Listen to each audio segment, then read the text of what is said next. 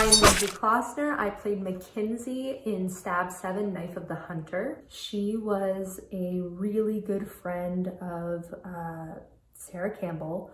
She was like her best friend. She was a fierce friend. And I think that I definitely identify with the fact that she's a very fierce friend and she stands up for her friend. She brings to light how fucked up it is that Sarah's family has been murdered. Like, hey guys, like, I get it, you want to party, so much fun, but we're missing something here and maybe we need to back it up a little bit. And I really like that part of the character. The way that Josh kind of explained it to me, he was like, she's the bitchy best friend. I'm like, okay, like, all right, let's do that. And like, needless that I know that I would be cast in like quite a couple more bitchy roles after this. I don't know, typecast. Maybe I'm a bitch. A little. Everyone's got a bitchy side, come on. More similarities? I mean, my fucking hair is very similar to Mackenzie's right now. I was laughing because when I had to do this interview, I was like, holy shit, I look really similar to my character Mackenzie right now. The only thing is, Mackenzie, girl, do not cut your own bangs. Like, fuck. I did not know how to cut hair then. I'm a barber now, so I understand, like, and I cut these ones. They're still like, still need to get them out of my eyes because they're like stabbing me on the sides. But I at least know how to cut hair now, and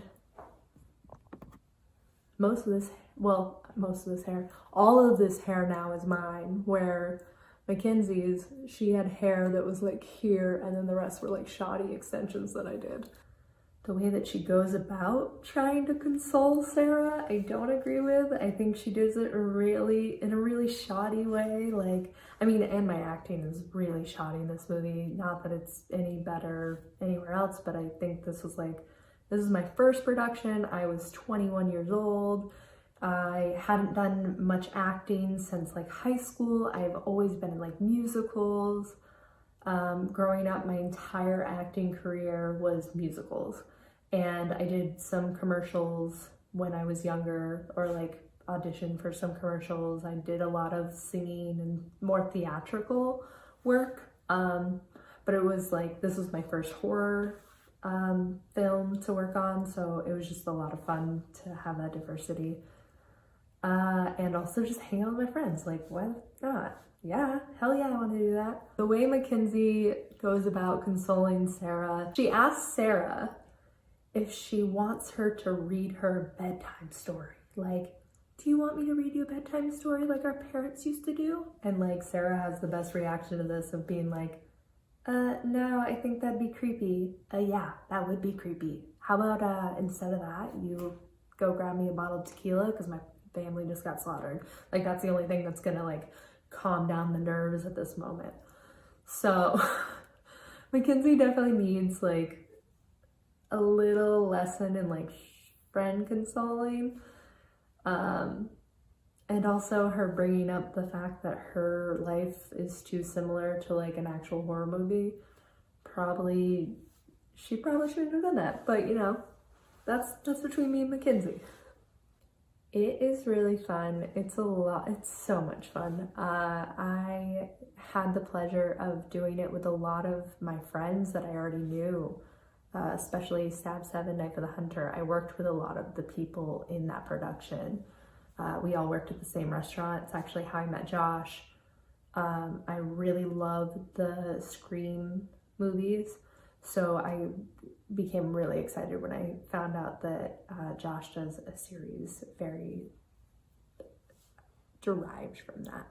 When I got the opportunity, I just jumped at it, and it was so worth it, honestly. I mean, I've met even more friends. I've met so many great people, so many passionate people. It was always fun. I've been in 5. This was my first one was Stab 7, Knife of the Hunter, where I played Mackenzie. That was my first ever Stab production. And then from then on out, I did 3 shorts and then also the reboot of Stab 7. Unfortunately, both the Stab 7s, they just didn't work out, and they their productions just, you know, they got shut down, and that's really sad because they were really great films and they deserved their shot, and they could have been so amazing. I really wish I would have been able to do her death scene. And that's my biggest regret, probably, of Stab 7, Knife of the Hunter, was not being able to do my death scene completely. We did a little bit of it, but with like our location dropping out, which is unfortunate, but like I understand, like these are people that are just like lending us their house, and you know, they have expectations too, and we probably were there a little longer than they expected, and you know, it's unfortunate. But yeah, I've read, and I'm sure you guys have read, the script of my death scene, and it's pretty amazing. But it's so sad. I'm still like a little heartbroken over that.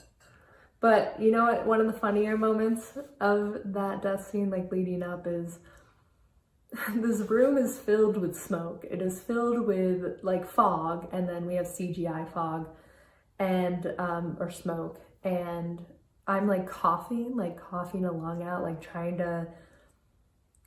to cool down this popcorn, and I'm coughing, and then my phone starts ringing, and I just go, hello? Like nothing. Like, girl, you were just like dying of smoke inhalation, and now you're like, cool, everything's fine. All right, no. The best part of filming this particular movie was that it was my first one, and I was so excited and so thrilled. Also, you know, I got to come back and be an extra. Even after my character was killed, I got to come to like the party scene and like peep me in the little pink wig. But just being able to like do little things like that and just be part of it in any way I could. Like soak it up for all that it was in all of its glory. I had to kiss another actor, and I felt really uncomfortable about it, and I was like really like not ready or prepared. I wouldn't say it was horrible, but it was just like something I was not prepared to do. I'm really weird with like anything touchy-feely in any production for some reason. I don't know. I just can't like get into it. And also, worst part, I was not prepared like for my long ass monstrous lines that were like, they were daunting. Like my first production once again, and just looking at these things like, you want me to what? Okay, like I'm a fucking space cadet. Like I'm terrible with memorization. I do the best I can, but I'm not great at it, and it sucks. And I have to really try, where I feel like there's this crazy talented actors and actresses that I did work with that would like read it once and be like, all right, let's get into it. And I'm like, wait, dude, I don't even have like the second sentence of this line. It was a disaster for me. I had the scene where we were at the high school, and it's like the opening scene where I think you first see my character. I'm not sure. And we had a very limited time frame on this, so we already had to come in like guns blazing, like being able to like read our lines, go for it, give it your all, like you better already know this shit. So it was fucking intimidating. I think that might have been like my first scene I'd ever done in this entire Stab Productions. So it was scary. It was like a fucking big jump into the deep end. This production of Stab 7, Knife of the Hunter was shut down, unfortunately, because of locations and actors dropping out. It was really sad. Like my death scene, you know. And it's just unfortunate because we did have a long way to go with it. And when you have that big of a cast, it's really hard to stay on top of every individual actor. The Stab films, there's multiple people. There's anywhere from freaking like like 40 to 50, I don't know how many people. So to keep on top of that many people and make sure that they're still committed through like months when locations are dropping out, when maybe they took on too big of a commitment they didn't realize that they would be able to uphold, things like that. It's challenging. Some people aren't, you know, don't want to be actors, don't want to be actresses. They're just doing this to have fun, which is understandable. They don't realize the commitment they're taking on, but it's so much fun. Like, I would recommend anyone jumping into a stab production, just be dedicated, just like, because there's a lot of people that are, and they really care about this. I think it was really funny in Rob and I's scene that I had to like back off a little bit because I was like laughing a little bit too hard. But when there's at one point where he says like, why don't I go upstairs and give Sarah a little lovin' then? And he like humps the freaking counter. Like, the way he does it is so fucking funny. And if you did not catch that, go watch it again, because it is pretty great. And he just did it. Like, he just added that himself. Bree and Pat at the party scene, those two got off the handle. Little drink so much. And then when it came for their scene, for their like sex scene, that was a struggle and a half, and it was the fucking funniest thing, like trying to get these two to like have this like kind of sex scene. But it was kind of perfect because it loosened them up to like be able to do that. Like, I would need that because it just makes me really uncomfortable. So it was just really funny to see them like trying to do these lines and getting through like just a couple words, and then having to reel them back in. And then that scene was just funny to film. It was so much fun. That party scene was like, it was atrocious. Okay, like, we had 10 people at a party. Come on, people. You know how many people I texted to? Like, I did text them last minute, but I was like, hey guys, like, come to a party at the freaking library. It was like at a library that we had been able to like get on loan or something. Josh had spoken to them or something. And yeah, it was fun. It was fun. Honestly, like, why not? Like, you're just gonna be standing in the background drinking. Just don't get in the shot the way you shouldn't, and you're fine. And don't be loud. And like, drink and be on camera drinking. Whatever. Fuck it. Have fun. It's a shame when that stuff doesn't work out. Working with Josh has been a pleasure. He is an incredible genius. He is very, very passionate. He can be intense. He knows how to crack the whip. And I totally appreciate that, because I can lose focus, just like this interview, because I'm rambling. But yeah, working with everyone, like Stab 7, Knife of the Hunter, I had some really good friends, like Layla, Grace. They were like my two really good friends that I worked with. Josh, obviously, he's awesome. He's a brilliant man. But yeah, I've had so much fun, and it's been really magical, and there's so many different ways to describe it, but yeah, it's been real. It's been great.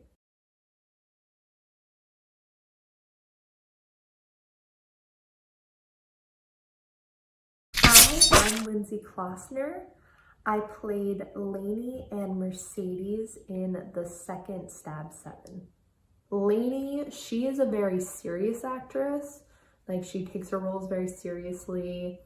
It's not that she enjoys horror films, it's more that she takes her roles seriously and prepares for them and whatnot. I believe Mercedes is a good friend to Tara Campbell. She's like one of her best friends. So she definitely defends her, sticks up for her. It's always kind of fun to mess with Dave in general. It was just fun. Any line I had that was like, nudge, nudge, motherfucker. Like, I definitely had some fun liberties with those ones. And it wasn't liberties, it was just more I leaned into them because I was like, you know, Dave's ego needs to be checked every once in a while. Hi, Dave. Honestly, this is one of my least favorite productions. I have to say, I love it. I do. But while I felt like there were lines that I really enjoyed doing, there were some scenes that I really didn't like. And you know what I'm talking about, girls. I'm freaking talking about that next morning scene of me and Dave's character. Still when I watch that, when I rewatch Stab 7, I fast forward through that a little bit because I'm like, this is all cringy to me. I'm like, oh goodness, oh wow. Yeah, like some of the stuff, I had a hard time filming that scene. I had a hard time. I'm kind of like, I'm definitely more conservative when it comes to like sexual scenes in general. I'm definitely a lady never tells type girl. I'll participate in some conversations, but I definitely don't dive too deep. You know, lady in the streets, potato in the sheets. I don't know. I guess, yeah.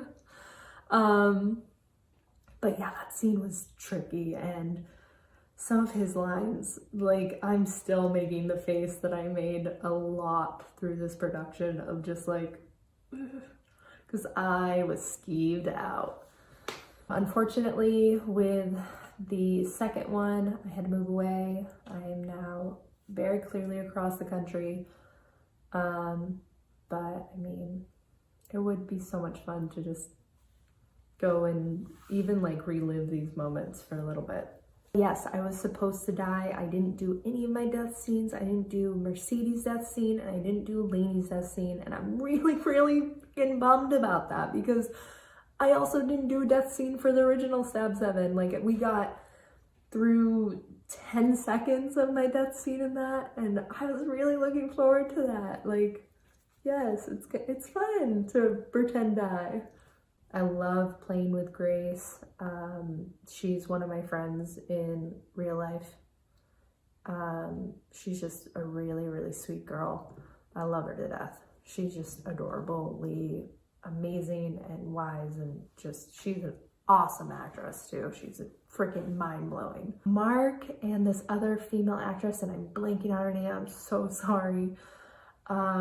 She and him, they both have like those pectoral muscles that will like jiggle up and down. So like at one point we have this video of them like doing a titty dance, which was really fucking hilarious. I was there behind the scenes just dying. One of my other favorite things was one of the bloopers. The gentleman who plays the cop,